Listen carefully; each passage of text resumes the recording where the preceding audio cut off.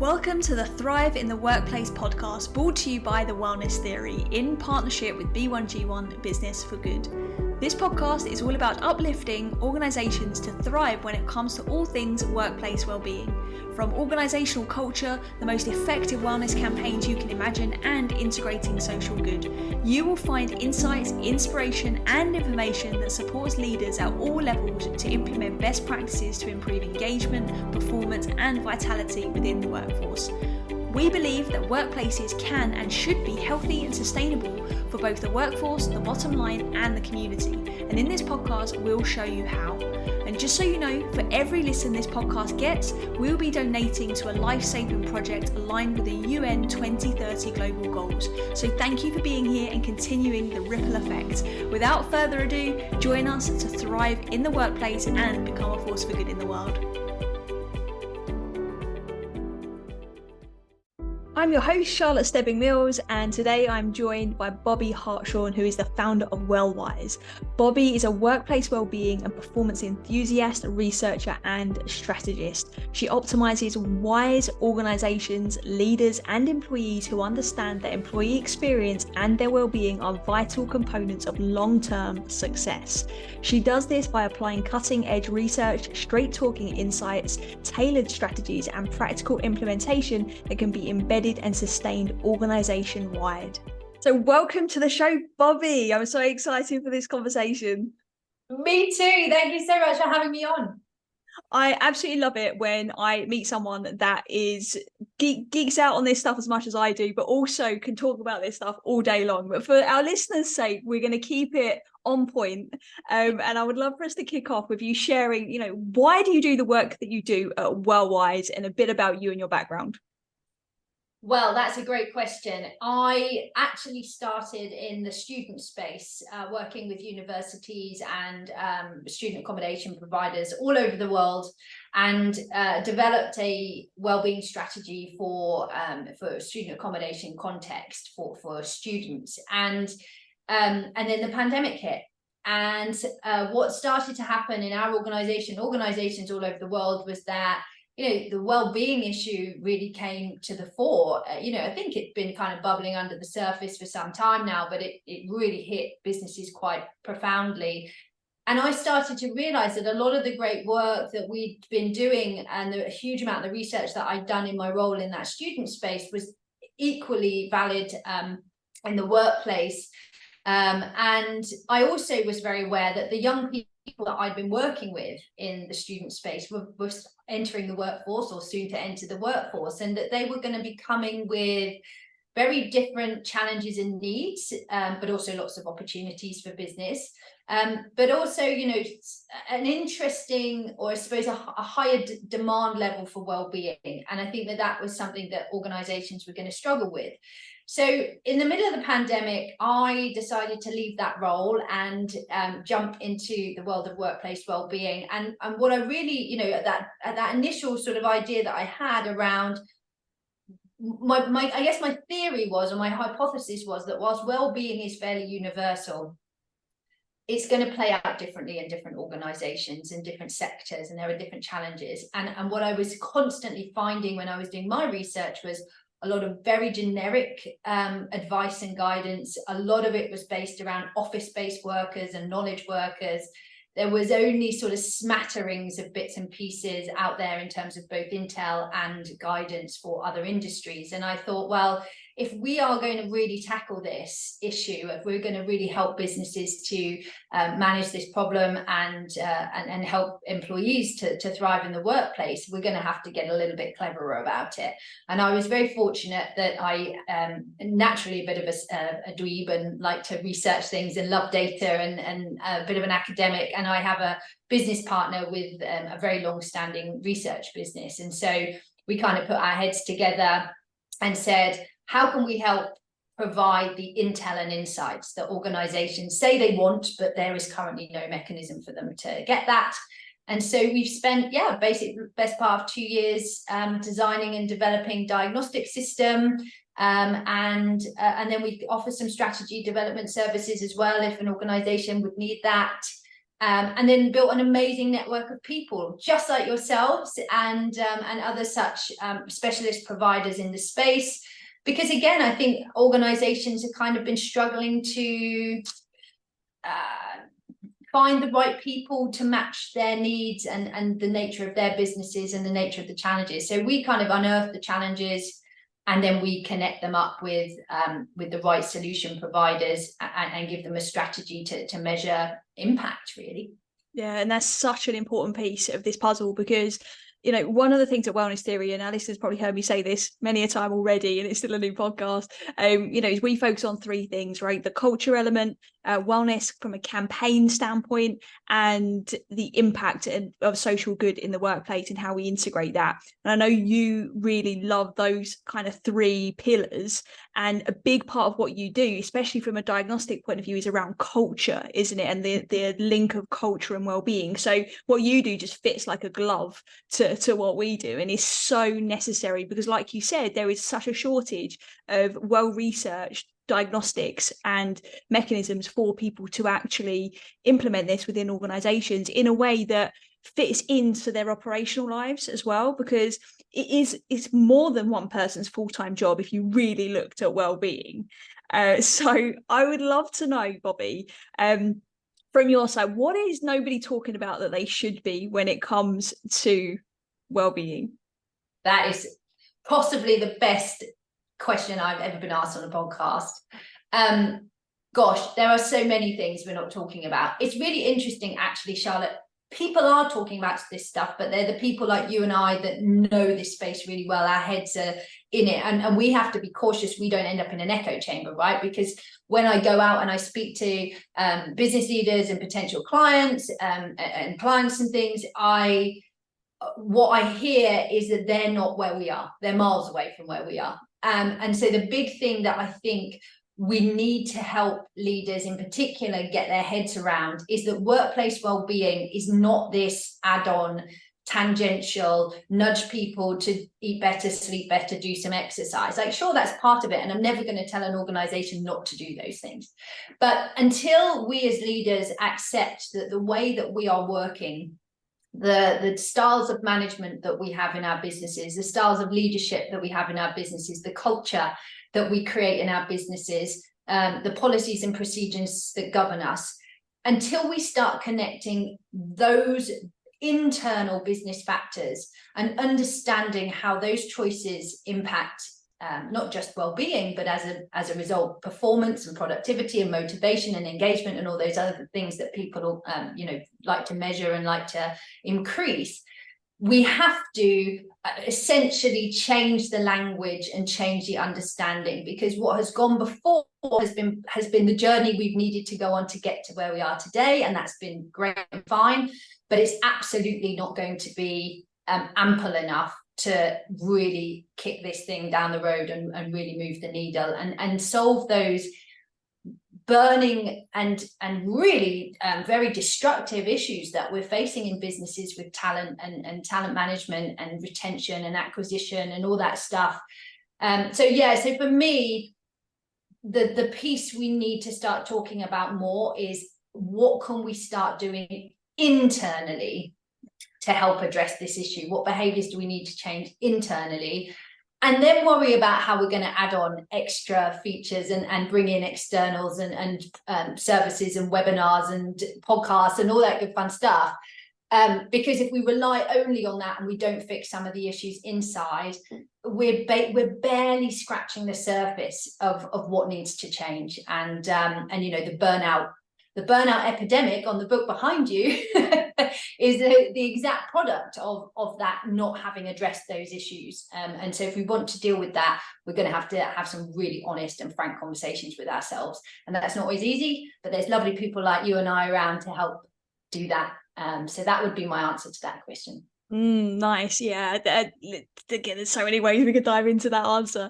But with regards to what I'm seeing as the solutions that people have been entertaining until now when it comes to organizations, it's been very kind of quick fixy, latching onto these things, people that say they do corporate wellness, thinking that wellness and well-being are the same thing, and through no fault of their own, because you know, like you said, we're in this, we live and breathe it every day. It's our full-time job. Like it's good that we are doing this, but not everybody sees that same snapshot and has that experience and passion for it. So it makes sense why people opt for those kind of quick wins. But in the long term, they're not wins. So can you explain, in your opinion, what is the difference between wellness and well-being? Brilliant. So I've actually got an article on this on our website. So if anybody wants to go dig into that in a bit more detail, you know, head over there, bewellwise.com. But wellness is very much based around the sort of physical wellness, so exercising, sleeping, eating a proper nutritional diet. I mean, even now you're seeing wellness creeping into tourism, so wellness holidays, spa treatments, relaxation things, all of that stuff. And there is absolutely nothing wrong with that stuff, but it isn't well-being. Yeah. Well-being is your sense of self. It's your sense of, where am I on this planet? How do I fit in? Am I happy with that? Am I fulfilled with my life? Am I in control of my finances, of my career, of my day-to-day existence? Am I heading in a direction that feels meaningful to me? Am I reaching my full potential, or am I being held back by something? And it's a much deeper, more, the very fact that the word being is in there tells you it's all about the human being. And I think that it's, and that's another thing that we need to, people like you and I need to help educate the workplace audience about this, that we are talking way beyond your traditional wellness type stuff, and we're taking it deeper into the psychology, into the cognition, into the mental side, and yeah, that's the difference. And really, I think historically, corporate well-being, even though it's always typically been called well-being, although in some places wellness, it's sort of latched onto that other side of it, possibly at the expense of, or not even realizing that we need to go to that other side, that fulfillment piece, that achievement and accomplishment piece, that sense of purpose piece. So yeah, so for me, that's the distinction. And I am really careful in my language and when I'm writing that I'm absolutely talking about well-being, not wellness, most of the time.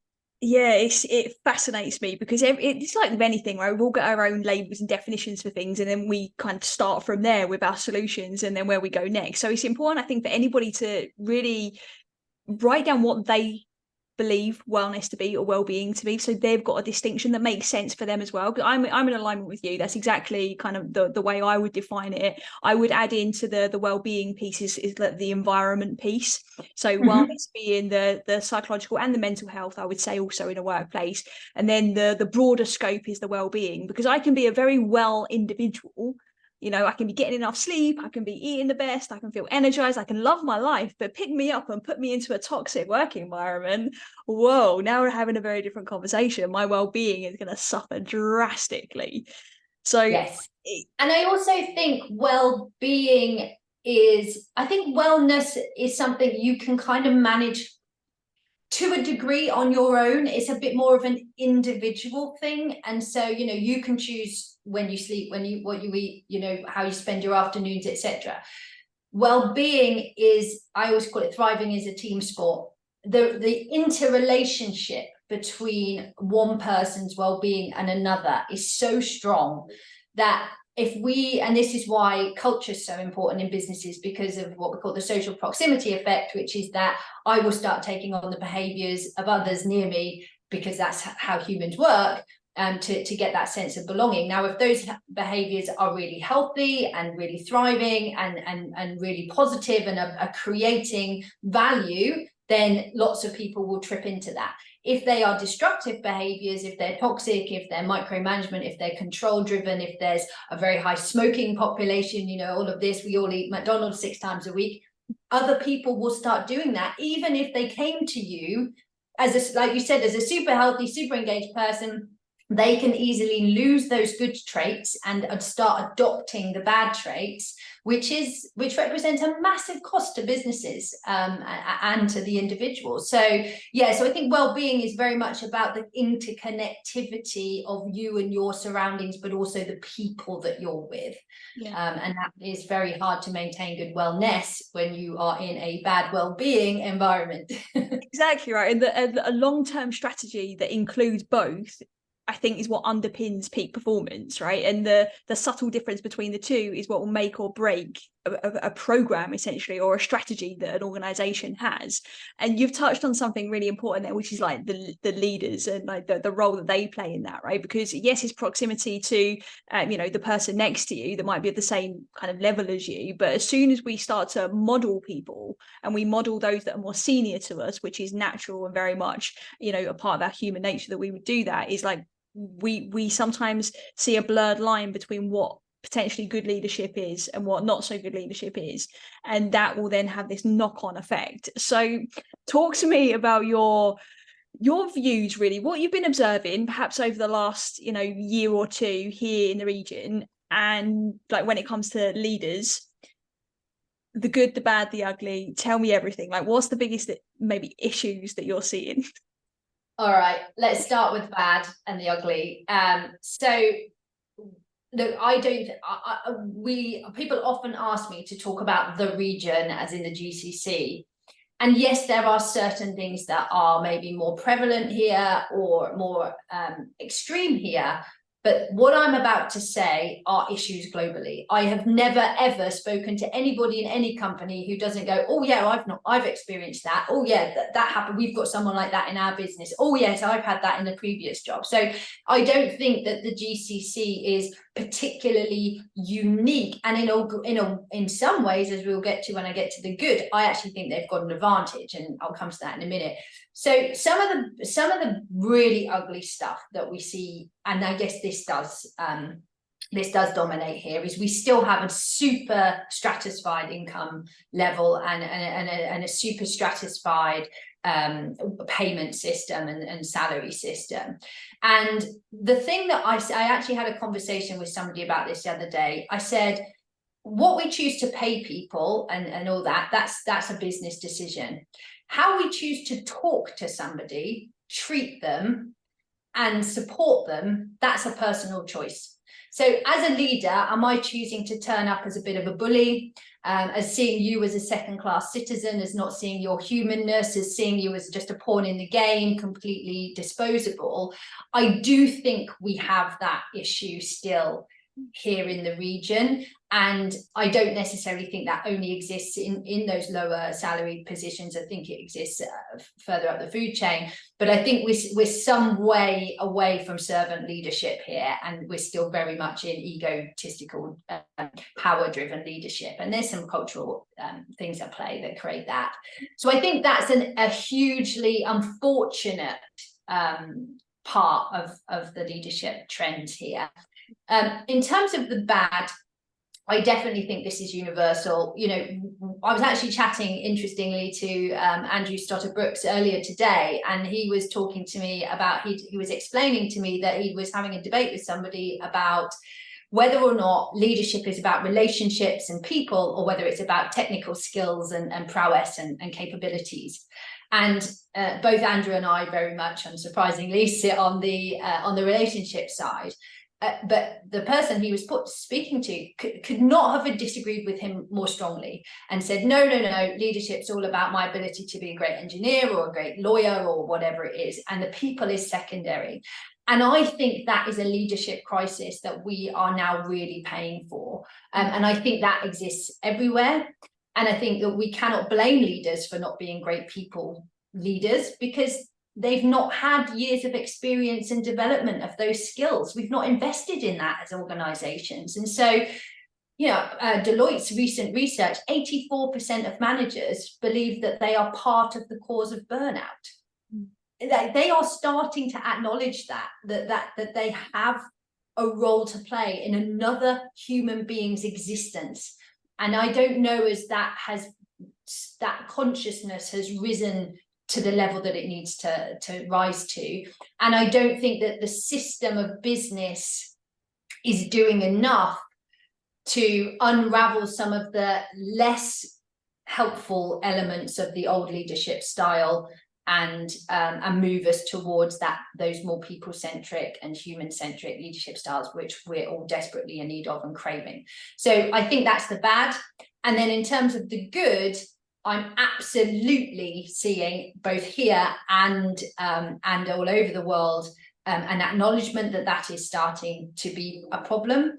A huge, I mean, I do freelance training and I train for other organizations, and a huge proportion of the work that we've been winning this year has been about human-centric leadership skills, upskilling those managers, developing them, developing their people skills, and also working with organizations from a consultancy perspective to say, you not only need to train your people to have these skills, but you also need to give them the permission to make ethical choices. So, you know, if somebody says, I can't really work past 5:30 because of X, Y, and Z, you have to feel confident that you can let them do that. And you as a leader or manager are not going to be hauled over the coals for doing that. So I think that there's some sparks of brilliance and moments of development happening, but I don't think it's going fast enough. And I don't think it's universal enough yet. But as with all things, early adopters, late adopters, all of the rest of it. So yeah, they would be my ugly, good, bad, and ugly. Yeah, oh, what great answers. I think it's so interesting, like what you've said there is like some of the uglier things, like something that I've witnessed from being an observer. They knew I was there to have a little kind of like observation of how the kind of company is running, and we ran some focus groups and things like that. And this for sure was not for my benefit. This is clearly something that happens on a regular basis. The CEO of the company fired somebody on the spot for their hairstyle, did not like their hairstyle, and this company is worth millions, and it just boggles my mind. I know that I really hope that is, a one-off scenario. I never have to witness something like that again, but it just made my blood boil. I suppose where I get to with that is I just feel like somebody who has found themselves in a position where they think that is okay, and that, you know, you might have the authority to do that, but it doesn't mean you should, right? And I think that you've really touched on a nerve there for me, because I feel like that is a person who's completely disconnected from their humanness and their humanity. 100%. And I find it very scary and dangerous that we have people with huge amounts of power controlling economic systems and people systems and societal systems that think, or that they not only think but act in a way. And I suppose that, coming back to the ugly side, you know, I'm a member of several HR WhatsApp groups and discussion groups on LinkedIn and all that kind of thing. And daily, genuinely daily, some sort of ethical issue is debated on those groups, whether that's whether we should be paying somebody out their holiday that they've unused. Oh no, my company decided to pretend that they'd used 5 days extra holiday than they really had, and so didn't give it to them at the end of their service benefit. Well, not only is that illegal, first of all, but it's just massively unethical. And again, it just comes back to, just because you can do something, it doesn't mean you should. And also, I think there's a real short-termism, and this is another big challenge we're facing, is we often make really short-term decisions. We make decisions in the moment. We're dealing with the immediate problem that's in front of us, and we don't then spend the time, because we're all going far too quickly, considering what the fallout of that is going to be. What are the long-term implications of that decision going to be on my business, on the way that my people feel about my organization, about my leadership, about the way that I will attract new talent, about the level of productivity and motivation I'm going to get out of people?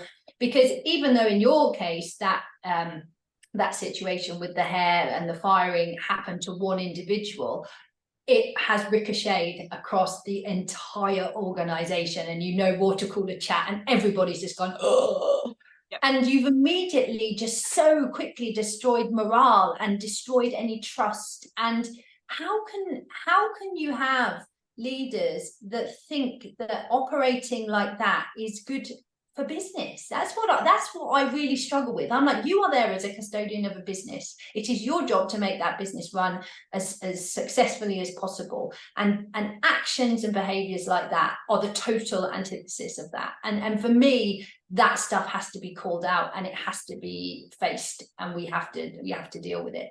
But again, if that's a behavior and a style that person has always had, and it's been rewarded and recognized, and that person has got to CEO level using those tactics to date, I almost can't, I can blame them, absolutely blame them, but I similarly understand how they've got there. And unless somebody's coaching them out of those behaviors and making that a requirement, that will continue.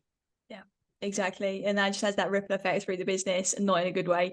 But listen, it's not all doom and gloom, right? Because we're seeing the flip side, right? I've seen some fantastic leaders, some fantastic C-suite execs at all different kind of department heads that are really, really leading change consciously, ethically. They might not be perfect, but they're striving, they're trying, they're working on themselves, they're working with their teams, they're working for their teams, and you can just see that servant leadership is coming through. So what I think is really important, though, is for us to, I don't want to focus too much on the doom and gloom, but it is a massive challenge. And these are obstacles that I know our listeners are facing day in, day out. Because we've got some amazing leaders that we're working with that are also then working with CEOs, like I've just described, or of that mindset. So how do we start to, in your opinion, influence those leaders that perhaps are on the darker side of where we want to be going? Yes, I think if we really knew the answer to that question, in a viable way, well, we'd all be making lots more money than we are, Charlotte. So I don't think there's an easy answer to that. But I do think it is. I think boards have a responsibility to this stuff, and that means that boards need to be having a closer look at company culture. I think that also means, as leaders, being educated about the cost of these things, going back to that short-term, long-termism, right? Yeah, it's all well and good making a short-term decision to save $20,000, but if that then stores up a problem that's cost you $150,000 down the line, what was the point? So I refer to there's a really interesting statistic by a lady called Cy Wakeman, who did some research on toxic rock stars, and particularly in the sales function. And she discovered that for every $1 that a toxic rock star was making in revenue in sales for a company, they were destroying $3 of value. And so until such a time as we really start to understand the business impact of these choices and these leadership styles and these ways of operating, we have to talk in the language of money, because that's what CEOs are paid to do. But also, I think we also need great leaders to step up and show that it can be done another way, and it can be done another way successfully, that it doesn't have to be this way. I mean, of course, there's always things like coaching and training and all the rest of it, but a person has to be open to that, right? And I do think, I have to say, I do think for some it is an absolute lost cause. They're in their 50s and 60s, they're planning their retirement, all the rest of it. And so I think in some cases, it's just going to have to be, we have to wait till they are fired or they leave. But what is so hugely, I suppose, reassuring to me is that the tranche of leaders coming up sort of are now currently in their 40s, early 50s. Many of them are a completely different breed. Many of them are way more open to this stuff. Many of them totally see the value of it. And so for me now, if I was when I'm talking to older leaders who've maybe only got 4 or 5 years left of intention to work, I talk to them about saying, look, don't think you have to overhaul yourself in the next 4 or 5 years. It's not going to happen. But what you can do is become the bridge builder. is take these guys under your wing and show them the ropes of running business, as you've done it, and talk to them about what doesn't work and what does from your experience, and then give them the freedom to test and try and use different methodologies and bring new ideas to the table and trial new things and be prepared to let a little bit of experimentation happen. I think that would be, if you're not prepared to make the changes to yourself, please don't stop others making the changes as well.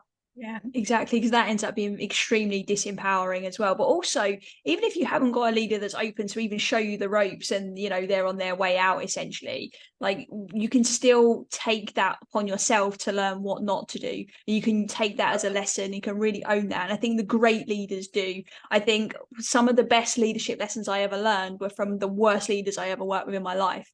And but it fascinates me still to this day how disempowered a lot of leaders feel when you then add on the workload, you add on the stress, you add on the burnout, you add on the pressure, you add on the responsibility. That's just in the workplace. Then add on what's going on in their personal lives and past experiences that might be unresolved for them and things like that.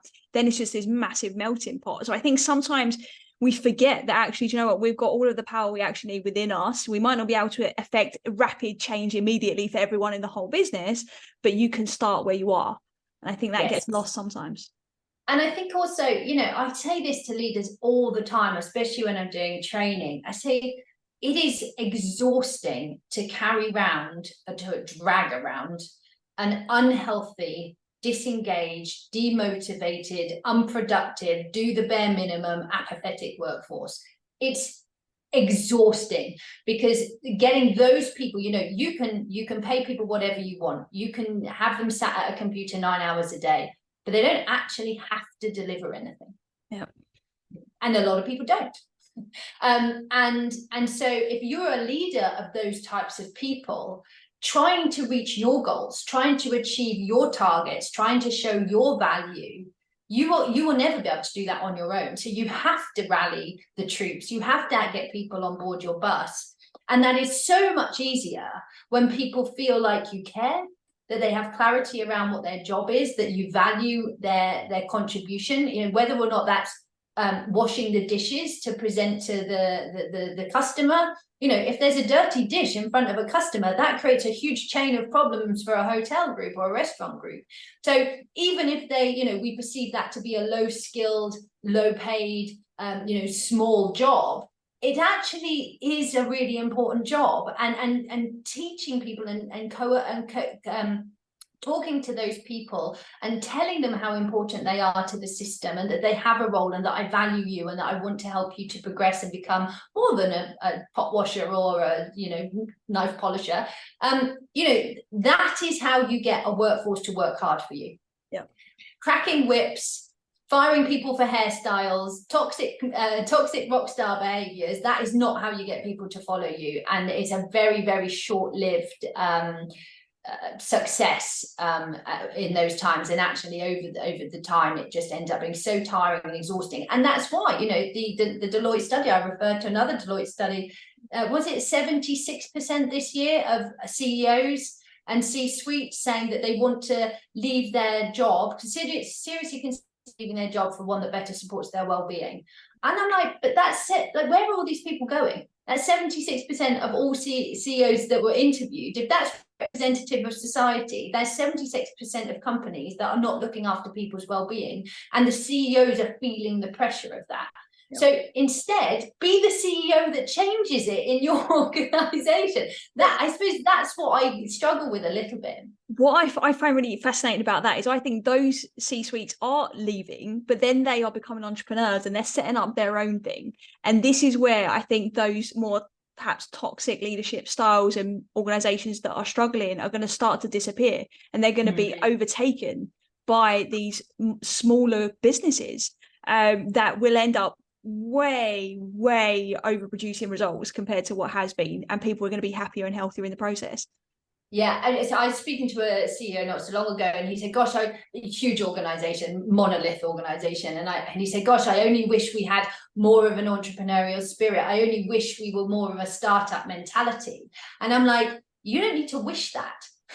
That can be, but what you have to do is break down all of this bureaucracy, all of this heavy-handedness, all of this obsession with control, and you've got to build this in another way. The reason startups are so successful, when they are successful, is that they build cultures. People want to go above and beyond because they believe in what it is they're doing. They're smaller, so they're easier to manage. The relationships are stronger. And all the rest of it. Sure, they have their problems, of course they do, but you know, if you want that entrepreneurial spirit, if you want people giving discretionary effort, if you want people innovating new ideas and solving problems and getting ahead of a problem before it even becomes a problem, you have to make that happen. And that doesn't come from designing a system or writing a new policy. That comes from inside people's hearts and souls. And we're just not getting to that, particularly in very large organizations. You know, too much hierarchy, too many layers, and the humanness is just gone, you know, absolutely gone. We're all just pieces of a machine. 100%. It's like that heart and soul piece is so important, that's been neglected for so long. And I think that's one of the reasons why so many startups are actually succeeding and doing well, is because a lot of the startups that we're seeing now, like you said, are solving problems. They have a force for good element to them. You know, they're trying to bring good people together to be able to do something really meaningful, and they're tapping into those values of the individuals. And one of the things that we've been noticing is that a lot of leaders are struggling to balance maximizing profit with good people and like having a good impact on the planet at the same time. And there's a lot of pressure now here, particularly in this region, and I think worldwide, but particularly in this region with the 2050 goals with zero net emissions, is the CSR responsibilities that are attached to it. So I'd love to hear like your take on why perhaps leaders are really struggling with balancing this, and if in your eyes there is a way to overcome it, and what perhaps tips you could give to anyone listening that might be struggling. I think that we are struggling because we cannot find the time. So I describe it as trying to change the engine in a car whilst it's hurtling 70 kilometers down Shakeside Road, right? Good luck to you, not going to happen. So, and I wrote about this recently in an article. I genuinely believe that the only way to do this is to slow down and to give people the space to think and to analyze and to criticize and to find new ways, and to not just keep doing the same one thing or rinse and repeat year in, year out. And, you know, and that goes for HR as much as it goes for, you know, finance or operations or anything like that. But we have got ourselves into, because people are so tired, you know, and part of that is a fallout of COVID, and that was a very emotionally exhausting few years, but this has been going on far longer than that, and we're absolutely lying to ourselves if we think that COVID was the only reason that this has all come to the fore now. But if people are so tired and so exhausted, and a lot of them are demotivated and disengaged because of all those reasons we've been talking about earlier, that they, even if they're quite good at their job, even if they come across as more enthusiastic than other people, I can assure you they are still only giving 60 to 70%, because they don't have the setup to give the other 30%. They don't have the time to think. They don't have the time to, they don't have the psychological safety to raise issues. And so it's far easier, you know, if you've got 100 things going on in your life, it's far easier to say, well, I'll just follow the same routine I did last year, because I don't have to think about doing something new. I just have to rinse and repeat. And then I get a tick in my performance management box for doing a good job. So that's a big problem, is the speed. I think we also, the other big challenge we face is that CEOs and leaders typically, although less so in this region, arguably, are only in post for 3 to 6 years. And so it's like politics, by the very default, you are in a short-term mentality, which means that you've got to be a pretty brave CEO to say, I'm going to be the one that undoes it all. I'm going to be the one that says, let's try something different. let's try giving people 20% of their time for thinking and new projects, you know, like the Google model. I'm going to be the one that creates a separate team from some of my best players in the current operational team, who are the new ideas team, who are given a budget to experiment. We're not very good at letting people experiment and fail. You know, we want results straight away for very new areas. And so, you know, budgets are so tight at the moment because of the economic situation around the world, that it's very, you know, it's very hard to see, to be the one to take the risk to say, okay, I'm going to siphon off this proportion of my budget and I can write it off if it doesn't work. But how much will we learn? How, you know, we only need that one unicorn idea to be the thing that skyrockets us to the next space. And if you gave every department, finance, operations, IT, HR, time and money of a reasonable proportion to try new things, to investigate new ideas, and to test new ways, and to talk to their other colleagues about those things, you might have a chance of making a difference. And whether that's the climate goals, or whether that's the you know, well-being challenges, or any other, frankly, any other innovation challenges, technological challenges, if we carry on doing the same thing, we are going to continue to get the same result. And so somebody has to be brave enough to say, I'm going to try something different. And I think that's, you know, that's a bit why startups do that, because it's a much safer zone. It's a much smaller amount of money. It's a much smaller amount of time in the grand scheme of things when you're doing that with 25 or 100 people than it is when you're doing it with 25,000 people or 50,000 people. And so I understand why there's resistance to that. But similarly, you know, people who are sitting on boards, they have to give the CEOs and the leaders the permission to say, we know that the longevity of this is wearing out. And so we have to, as a board, make that decision to invest, and we actually make that a CEO's target, you know, and reward it if they do a good job, and also reward, you know, changing how we reward people in our businesses, rewarding people for great ideas, rewarding people for trying new things, you know, even if it doesn't work.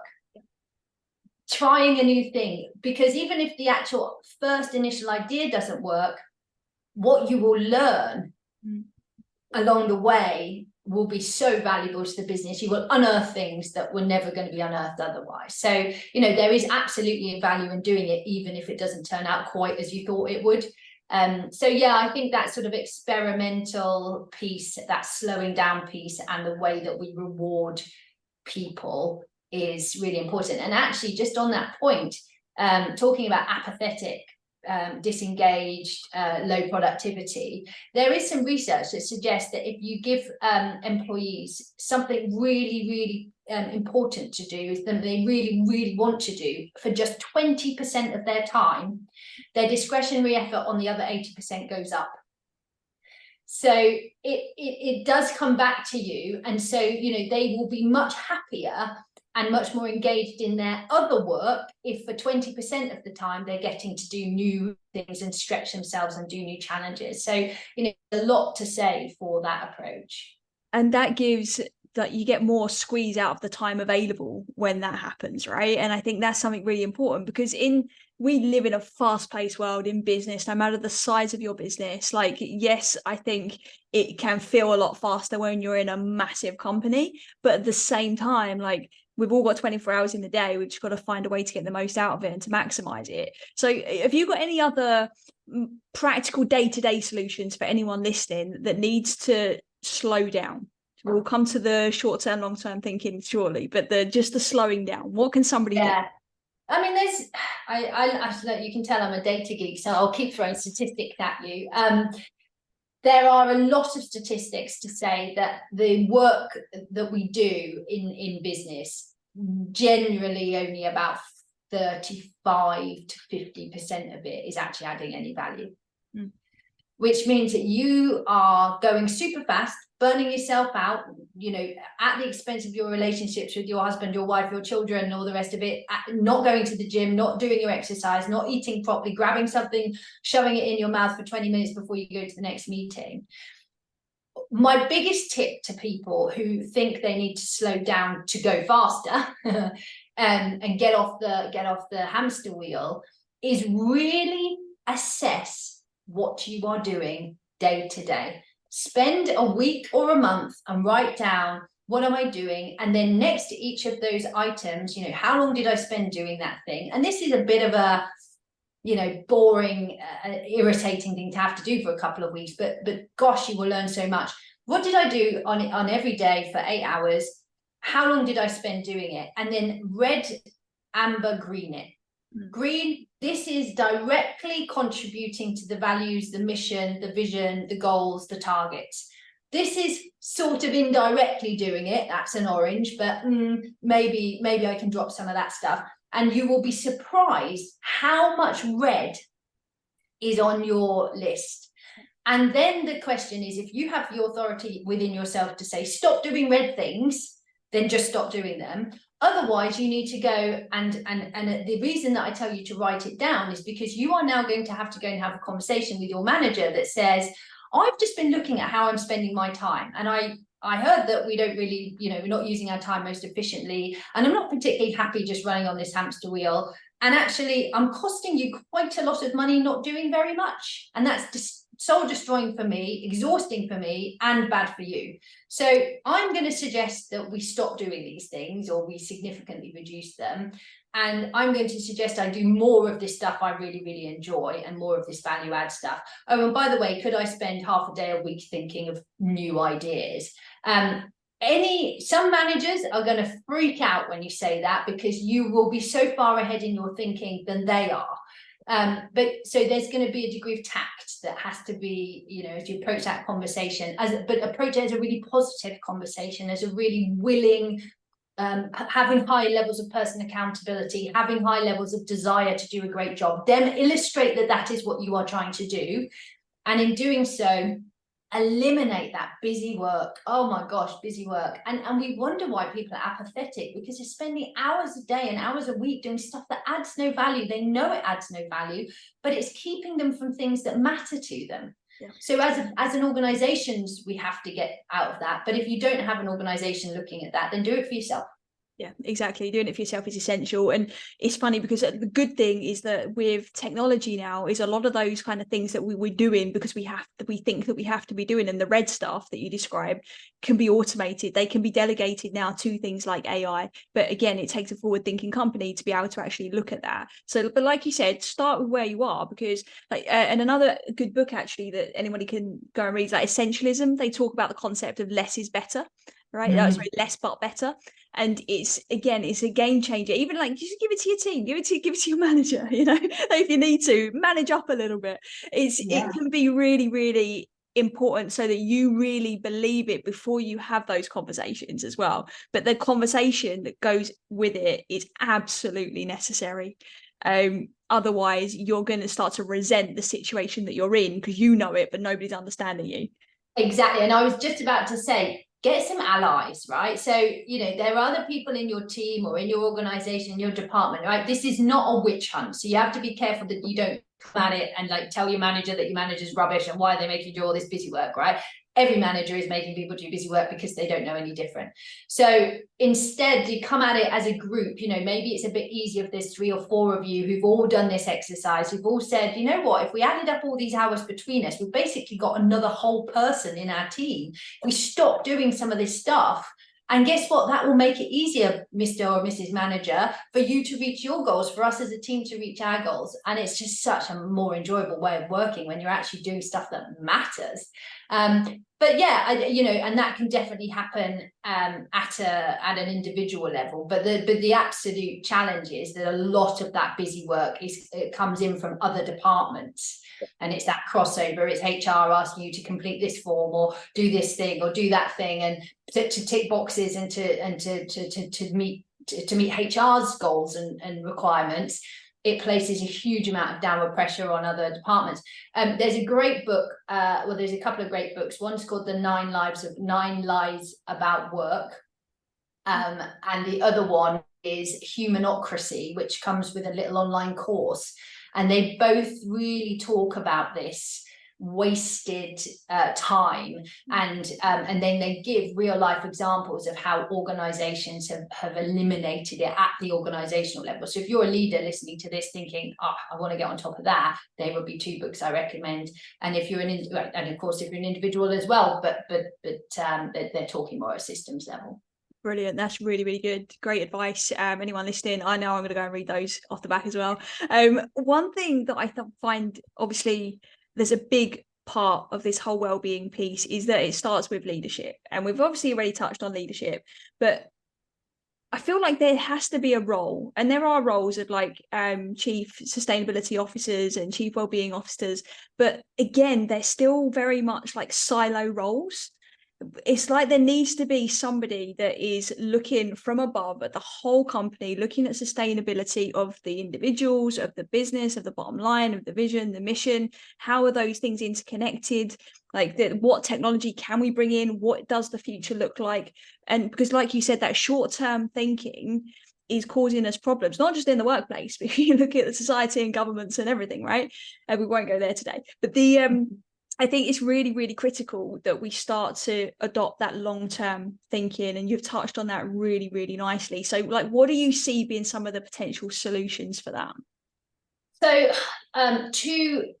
let me just go back. So the big picture I'll come to in a minute. The smaller picture, so the WellWise solution, the diagnostic solution, because this is such a problem, and because I've always believed it's a good idea to have a chief wellbeing officer and a wellbeing department in a business, because they can get things off the ground, and they would be the people who are assessing the data and finding new solutions and identifying the risks and opportunities. There is a role for that.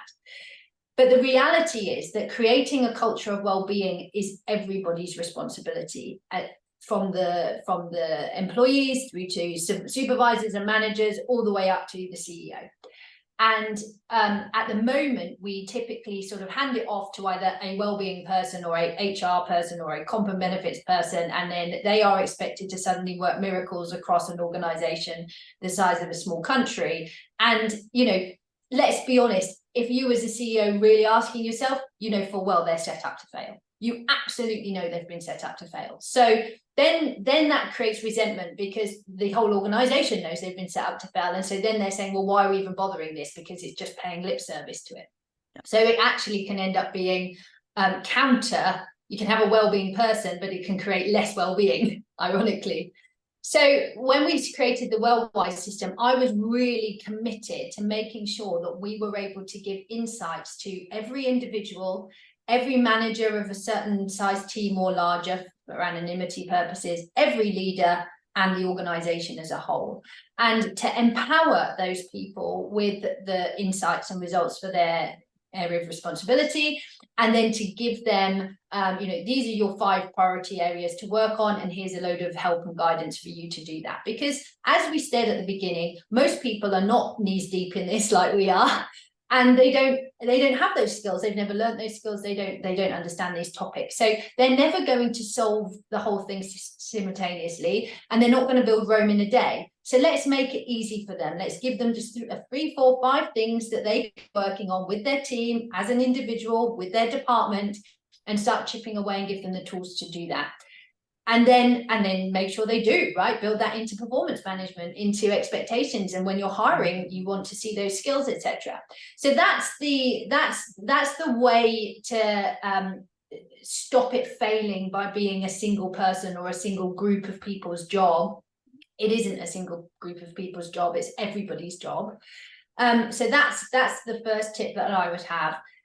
From a senior level, I think you're absolutely right. And for a very long time in the company that I was at before I left and went on my own, we talked a lot about business as usual and the future. And it became very, very clear that it's very difficult to ask the same people to be doing both, because business as usual will always trump the future, because you're firefighting right now. And if you don't deal with that problem now, it's now a crisis, right? You can't say, sorry, Mr. Grumpy customer who's got to make a complaint. Could you wait till Tuesday? Because I'm currently on future time, not business as usual time, right? Not going to happen. So the idea we had, and I've since left, and I'm not sure how far this has gone, but the idea we had was to have a group of people sponsored by a senior leader, someone reporting directly to the CEO, whose job it was to investigate and plan for the future of the organization.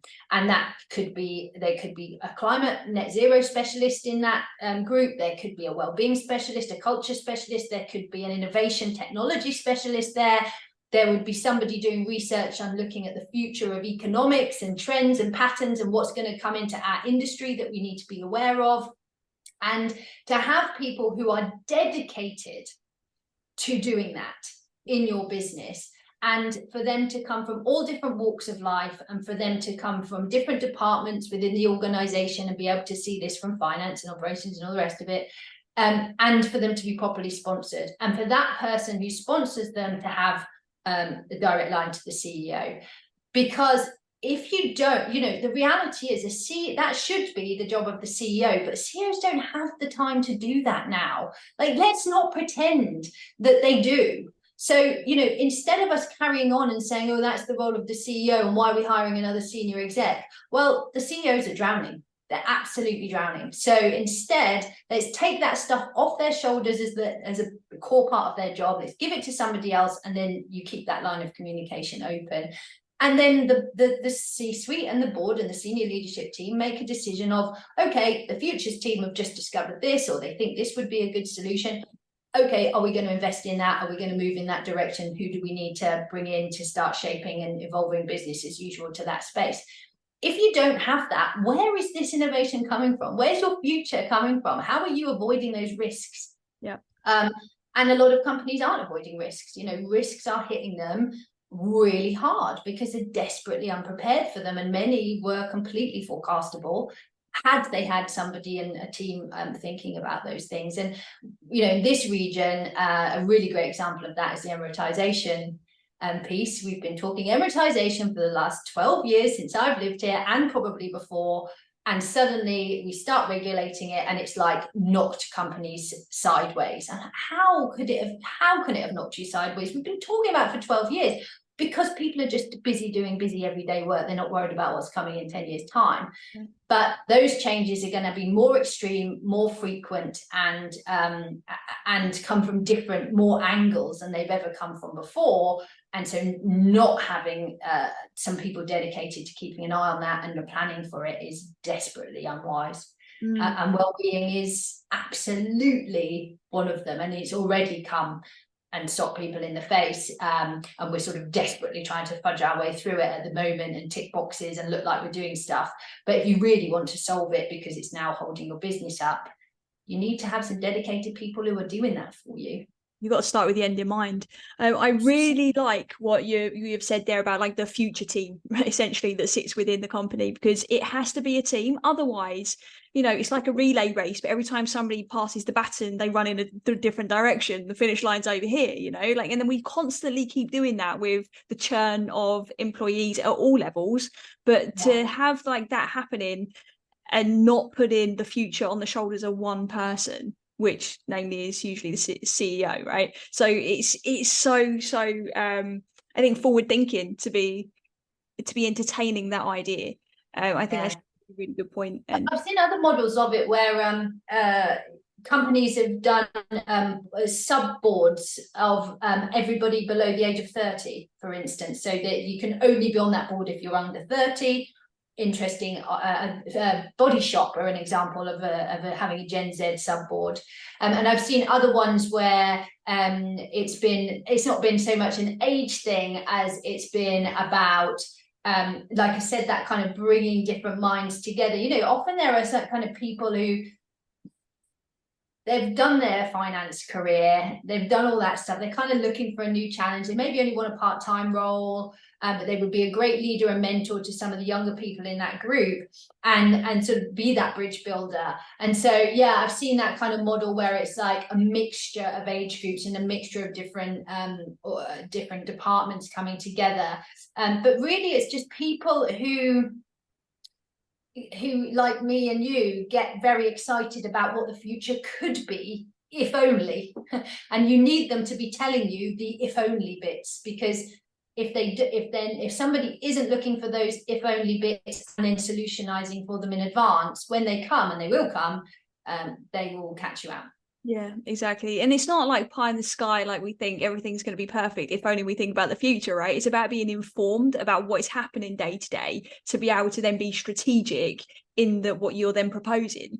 And I think sometimes people think, oh, you're just like really optimistic that it can be like that, you know, because it's so far removed from the reality of day to day. But actually, like you said earlier, if we make these small changes and we start being really responsible for what is within our sphere of influence, that will have a knock-on effect. I've spoken about Robin Sharma on this podcast again already before, and it's like, I really like just his whole ethos of leading without a title. Everybody can do the best they can with where they are, and it just seems so basic, but it's so powerful, and everybody can, and I believe should, own that responsibility, because that's when we get to actually stand in our own power and authenticity in how we serve and how we lead. Absolutely. And you're right. You alluded to it earlier that we're very quick to jump on the leaders and the managers and all the rest of it. And I do believe there's a big gap there, and we have to fill it. And we as leaders and managers rightly have the responsibility for doing that. You know, it's not all milk and honey at the top of the tree. It comes with massive level of responsibility. And if you don't realize that, you're in the wrong job. But similarly, and then again, back to the WellWise model. So the way that WellWise model for wellbeing is, we look at both. When we're doing the diagnostics and we're talking to employees, we're looking at both their personal behaviors. How much extra discretionary time are you putting into your L&D? How much sleep are you getting? How often are you eating rubbish or eating well? You know, what choices are you making? How much time are you investing in relationships with your colleagues, etc.? And then I ask them all about how their relationship is with the bureaucracy and the strategy and communications, and do they have clarity and all that stuff that is the responsibility of the organization to give them. But and the results are going to give them strengths and weaknesses on both sides of that circle. And it is as much about taking personal responsibility and looking after yourself and stepping up and doing what's within your control, as it is about pointing the finger at your employer and saying, you're not looking after me. Well, you're not looking after me, but you're also not looking after yourself very well. You've got into some bad habits. You're creating some mess for yourself. So I do agree. I think there's, you know, there is absolutely, it is right for individuals to take responsibility. Having said that, if you work in an organization that has no psychological safety, there's no voice, your opinion is absolutely inconsequential, you're treated as a number, you're completely disposable, of course the person isn't going to stand up and give their ideas, even if they're brilliant, because they're just not being invited to. And when they do, they're often shut down, they're even disciplined. And so you have to make a choice as leaders and managers, whether you're going to be open to hearing the ideas of others or you're not.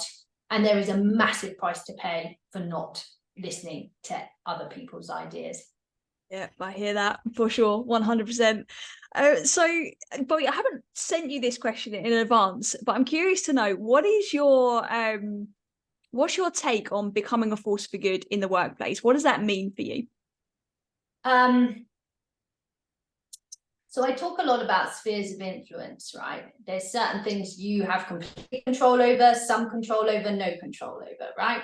And so I think being a force for good, and I wouldn't even begin to profess to have enough knowledge about how businesses can deal with the climate situation and all of that to talk about that. But if I get into my comfort space, which is well-being, being a force for good, as I said earlier, well-being is very much to do with the social proximity effect, right? And I talk about it being contagious, which wasn't a great word to be using 2 years ago, but it's okay to use it again now. So yeah, well-being is contagious. So people with high well-being help other people to have high well-being, and people with low well-being create low well-being in other people. They drag them down. Now, we mustn't blame people for that, but we do also have to say that if you sit in an office and you are hard to work with, you are unreceptive, you don't, you've never got anything positive to say, you don't look after yourself, you're always half falling asleep at the desk, you don't deliver anything on time, you're grumpy when you're asked to do something extra, not only are you destroying your own career, and also what a miserable place to be in, but you're making life very difficult for your colleagues who have to deal with you as an individual and pick up the slack and the balls that you're dropping. So I know it's very hard when you're in that low state and you don't really want to be somewhere and you're kind of just on the treadmill and going forward. But that is absolutely in your circle of influence to decide, how am I going to turn up to work? How am I'm not going to let this world own me. I'm going to own my world. And I think that, I said it earlier, or maybe I said it in a different podcast. Sorry, I've recorded 2 podcasts today. But I was talking earlier about, there are always going to be difficult external factors that hit our organizations, our department, even our individual role. That is a given. What isn't a given is how we choose to talk to people, how we choose to treat people, how we choose to support other people, how we choose to pick up the slack when somebody's having a bad time, because when I need someone to pick up the slack for me, I would like them to do the same. We've got into this idea that everything's a competition, there's only so much cake to go around and we all want our slice. And that is not true, because we can grow the cake if we work together. And so for me, it's about your force for good doesn't have to be some big miracle moment. It doesn't have to be coming up with a new solution for, something. It just means, how do I show up? Who am I? What type of attitude do I bring? And I don't mean toxic positivity. I don't mean turn up with a great smile on your face when you're feeling miserable. Because there is an absolute joy and pleasure in sharing our pain and turning up with that as well sometimes, not all the time, but sometimes. And so, yeah, I think it's about that. It's about choosing who do I want to be as an employee, who do I want to be as a manager or a leader, and what impact do I want to have on other people. And that is a choice. It is 100% a choice. As you said earlier, there are plenty of people in organizations that are not particularly healthy organizations, but they have their little patch of protectedness that they create, and they bloom on their own, irrespective of the chaos going on around them. And if more people did that, it would dissipate so much of the stuff, that the bigger picture. But I think a lot of people feel very helpless. I think a lot of people feel very disempowered, and like, this is the world and I just have to exist in it, and this is the world I exist in. And it isn't true. You do have some control over that. So yeah, I that would be, it's that my simplest tip. There's lots of other more complicated things, but my simplest tip is choose how you want to show up and what type of person you want to be. And how, I always say, if 20 people in your team had to describe you, what would you want them to say? Yeah, that's powerful. There's an exercise that we used to do, we still do it in some sessions, is you put your name on a piece of paper. So everybody in the room puts a name on a piece of paper, and then you pass it around the room, and everybody writes something about the person, like how they would describe the person. Obviously it's anonymous. You make sure they have the same kind of pen so they can't cheat and see who wrote what. But then they get the paper back. So they go pass it around the circle, they get the paper back, and they're like, wow, I didn't know people thought about me this way. You can do it in a positive way and just write one positive thing, or you can do that as in just write something completely honest that you genuinely believe, if the environment is safe to do so psychologically. But it's a really powerful exercise, and you're absolutely right that contagion is real, and we can only affect what we create. essentially. We talk about having like an energy bubble. Every human being has got an energy bubble, literally around us. You know, look at like 3 meters around all of us is we're already influencing what's around us. And if we can own that and just own that and live in that and do our best within that bubble every single day, then I'm with you. Like that's the way forward in terms of being a force for good in a way we can. And don't wait till somebody else starts doing it. Like this idea that we have to like go, well, if they're not doing it, I'm not doing it. Like, what is that mentality? Like, do it anyway, you know, and be the irritatingly positive person that comes and is, you know, okay, guys, so we're in this situation, but you know, how are we going to get out of it? Like forward thinking all the time rather than wallowing in what's already happened. You know, too much wallowing going on. So yeah, I think that's that. Like you say, 3 meters from us, if everybody had a positive impact 3 meters from us, yes, the world would be a happier and healthier and more successful place. So, Bobbi, last question for you is, as you know, is this podcast, for every listen that the show gets, there's going to be a donation made on behalf of Wellness Theory B1G1 and your choice of the goal. And you chose the Global Goal 3, Good Health and Wellbeing. Surprise, surprise, that you want to support this episode. So can you tell us, like, why is that such an important goal for you? And I know that's been the through line of the whole conversation, but I would love to know, you know, why does that spring to mind? Look, they're all great. I tell you the other one that I nearly chose is I forget how they say it, justice and good institutions, that one, because I think that's really important as well. But yeah, obviously good health and well-being, because I think a lot of people don't realize how important their health and well-being is. Maybe their health, we're a bit better educated about health in 2023, but well-being less so. Like well-being is perceived as something that people think is optional, for myself and for others. And I suppose for me, you know, I understand that a lot of the way that particular goal is broken down is actually far more health related than it is well-being related, and that's right, because of, you know, where large proportions of the world are with those things. But if I think about having good health and well-being as a general ambition for the world,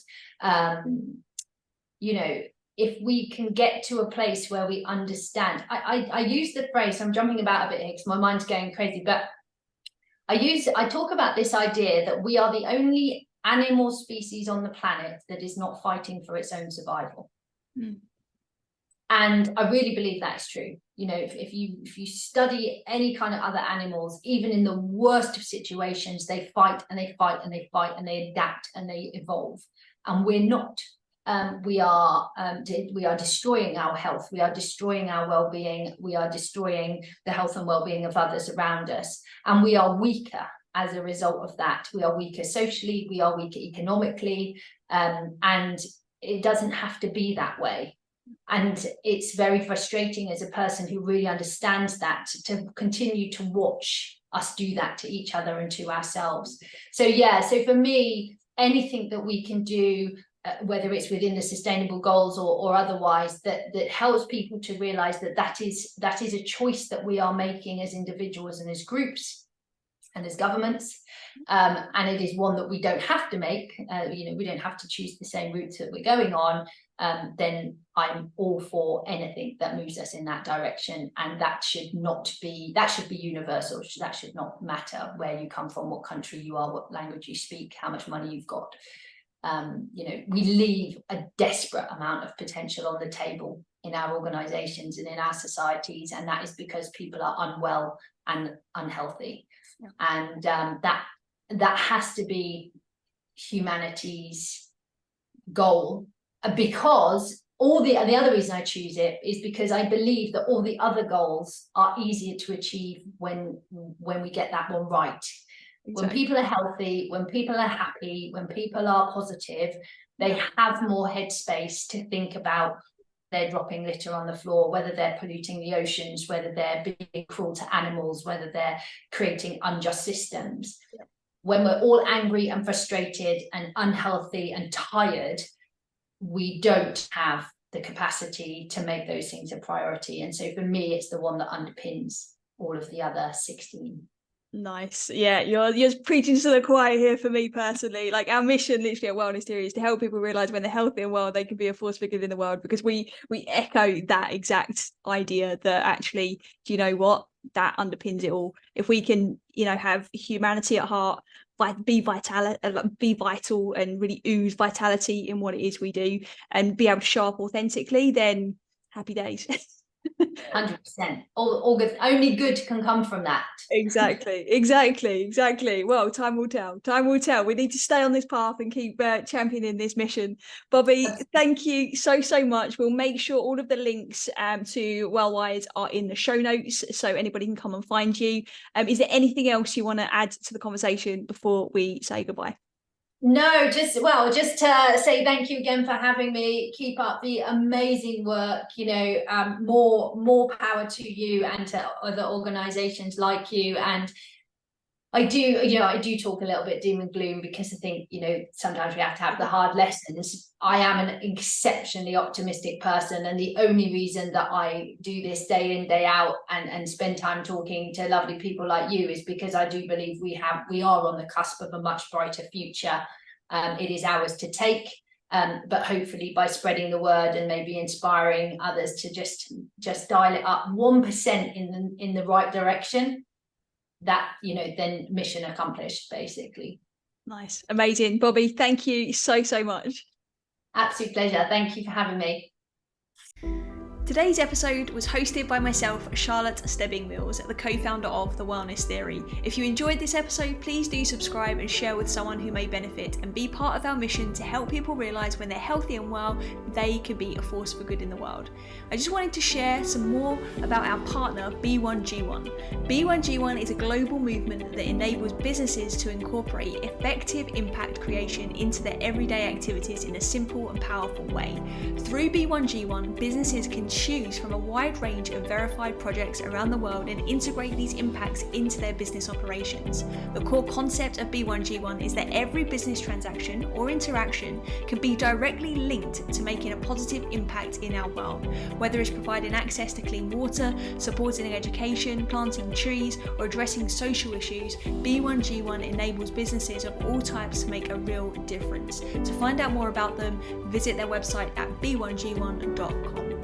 Until next time, be well, mean well, and make a difference that lasts. See you in the next episode.